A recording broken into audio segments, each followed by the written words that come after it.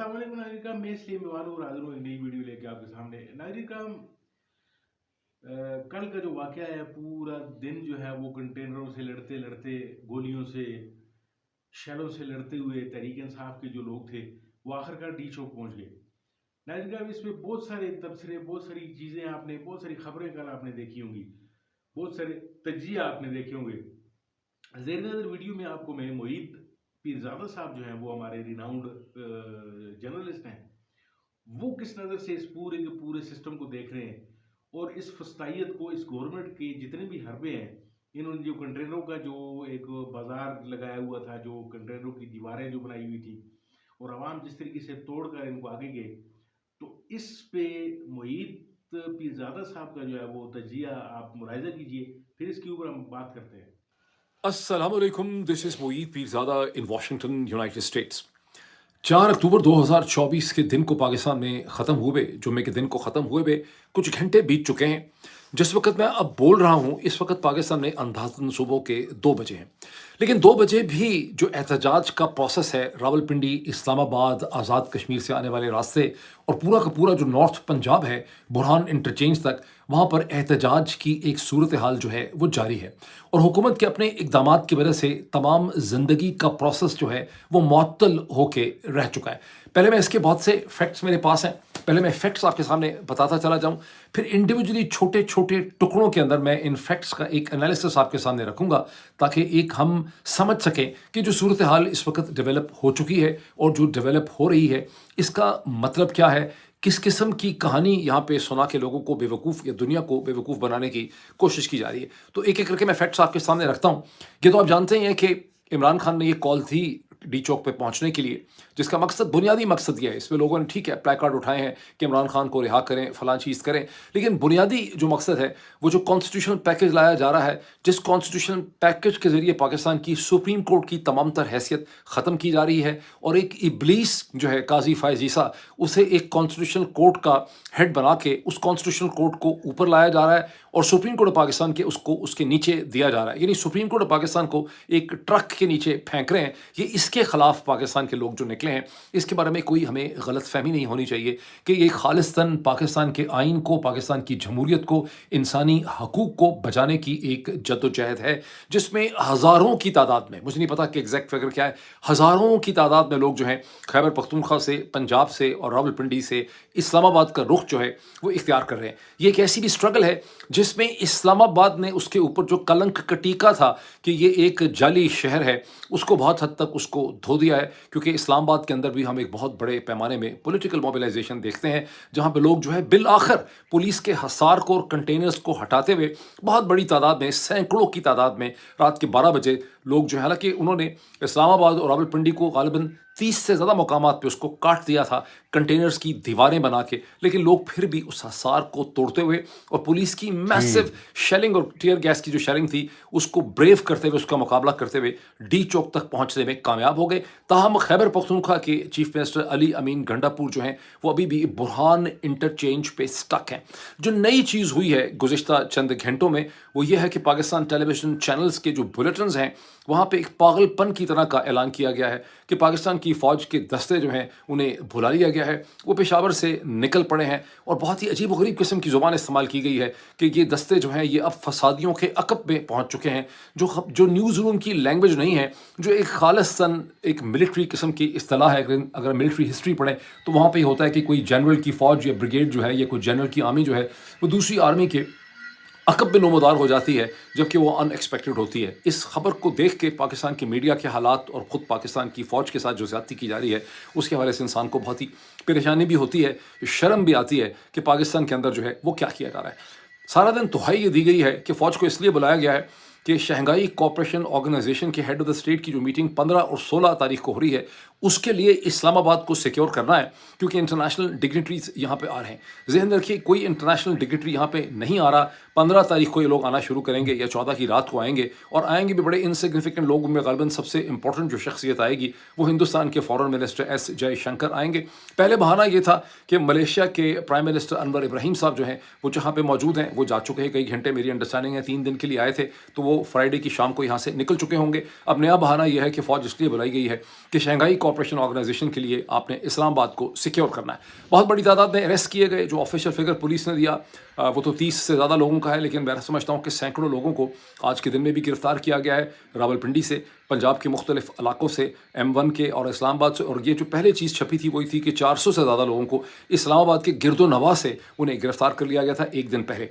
आज ही के दिन में इमरान खान ने आज़ादी के हवाले से उन्होंने कहा कि ये हकीकी आज़ादी का लम्हा जो है वो आ पहुंचा है, और उन्होंने अडियाला जेल से मज़ीद एक पैगाम भिजवाया कि इस मोमेंट पे पीछे नहीं हटना है, बिकॉज हम आज़ादी के करीब जो है वो आ चुके हैं। और लाहौर में भी उन्होंने प्रोटेस्ट की कॉल दी कि 5 अक्टूबर को लोग लाहौर पहुँचें। उसके बाद मैंने ऐसे ट्वीट्स देखे हैं, एक हमाद अज़हर का ट्वीट देखा है मैंने, जिसमें उन्होंने कहा कि लाहौर की जो नेबरिंग एरियाज़ हैं, जो डिस्ट्रिक्ट्स हैं, यानी शेखपुरा, फैसलाबाद की जो सड़क है, कसूर है, गुजरावाला के इलाके से, वहाँ से लोगों को मीनार पाकिस्तान तक पहुँचने की उन्होंने हिदायत दी है प्रोटेस्ट के लिए। सूरत हाल ये है कि तमाम पाकिस्तान के अंदर से जितना भी नॉर्थ, यानी कहने में तो इस्लामाबाद और रावलपिंडी में इंटरनेट सर्विसेज को या एप्लीकेशंस जो हैं, जो ऐप्स होती हैं, उनको बंद किया गया था, लेकिन असल सूरत हाल ये है, और फ़ोन नेटवर्क जो है उनको भी बंद कर दिया गया था। लेकिन प्रैक्टिकल सूरत हाल ये है कि आज़ाद कश्मीर में मुजफ्फराबाद तक जो इंटरनेट की सर्विसेज हैं या फ़ोन सर्विसेज हैं वो पार्शली या कम्प्लीटली डिसरप्टेड हैं। चंद घंटे पहले लाहौर के अंदर भी ये सर्विसेज जो हैं वो डिसरप्ट हो गई। पहले कहा गया था कि इस्लामाबाद और रावलपिंडी के अंदर टेलीफोन सर्विसेज जो हैं, सेलुलर नेटवर्क, वो तकरीबन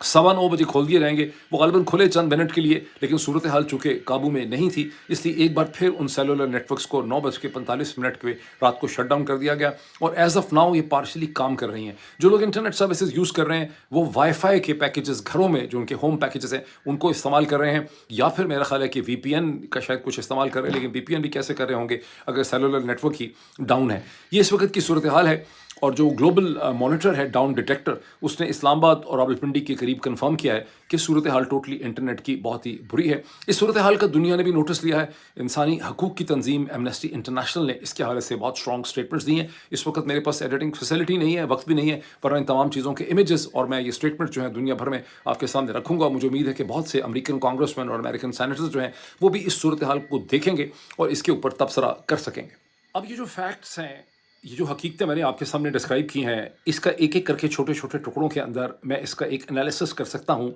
जिसमें सवाल पहला ये है कि ये एहतजाज का इम्पैक्ट क्या है।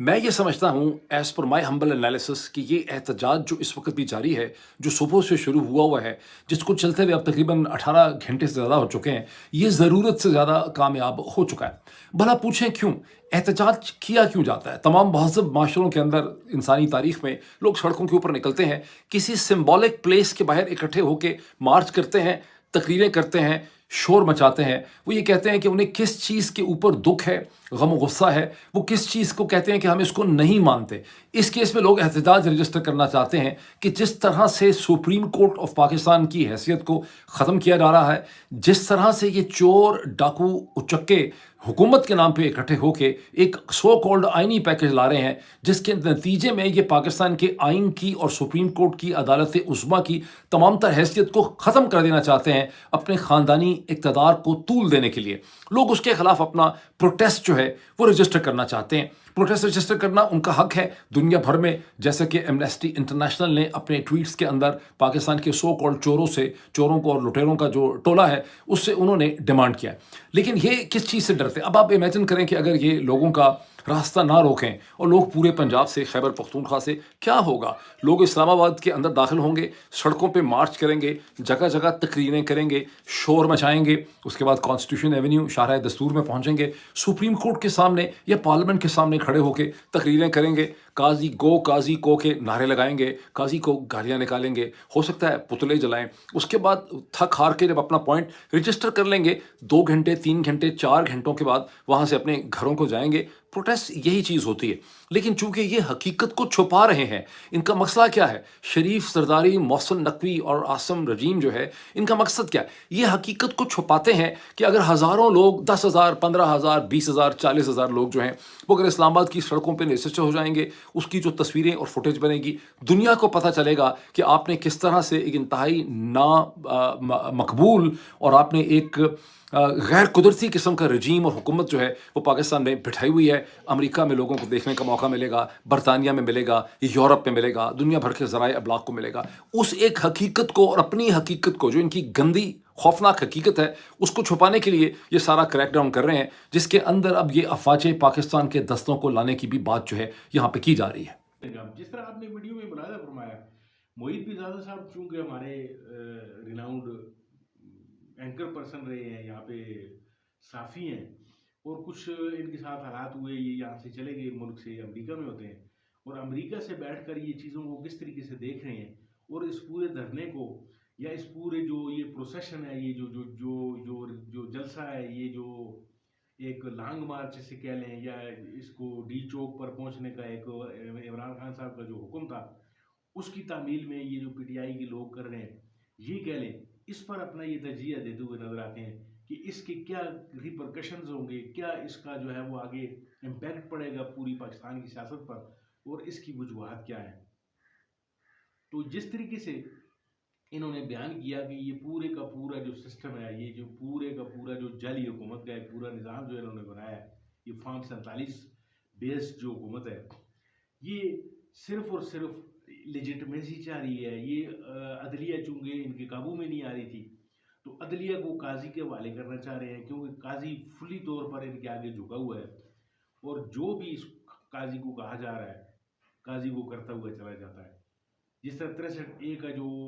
قانون تھا وہ ختم کیا گیا، یعنی اب لوٹوں کو جو ہے وہ آزادی حاصل ہے کہ وہ کسی بھی پارٹی کو ووٹ دیں اپنی پارٹی سے ہٹ کر آزاد ارکان کی صورت میں۔ تو اب چونکہ انہوں نے آزاد ارکان جو ہے وہ پی ٹی آئی کے 40-50 جو ہیں وہ جان بوجھ کر چھوڑے ہوئے ہیں، اس لیے یہ حکومت جو ہے یہ آئینی ترمیم لانے کی کوشش کر رہی ہے، اور پی ٹی آئی کے 8 ارکان جو ہے وہ اپنے ساتھ ملائے گی۔ مولانا صاحب چونکہ ابھی تک ڈٹے ہوئے ہیں، انہوں نے ابھی تک وہ حکومت کے ساتھ جانے سے انکار کیا ہوا ہے، تو یہ کوشش یہ کر رہے ہیں یہ حکومت کے جو یہ جتنے بھی بزرگ جمیرے ہیں، تاکہ یہ اپنے اقتدار کو طول دے سکیں اور قاضی کی ایکسٹینشن بڑھا سکیں، اور کئی لوگ جو ہیں وہ اس ایکسٹینشن کی جو ہے وہ مزے لوٹ سکیں۔ ناظرین کا بہت بہت شکریہ ویڈیو دیکھنے کے لیے۔ امید ہے آپ کو یہ ویڈیو پسند آئی ہوگی۔ اگر یہ ویڈیو آپ کو اچھی لگی ہے تو اس کو لائک کیجیے، شیئر کیجیے، اور میرے چینل کو ضرور سبسکرائب کیجیے۔ ملتے ہیں آپ کے ساتھ کسی اور ویڈیو کسی اور موضوع میں، تب تک کے لیے دیجیے اجازت۔ اللہ حافظ۔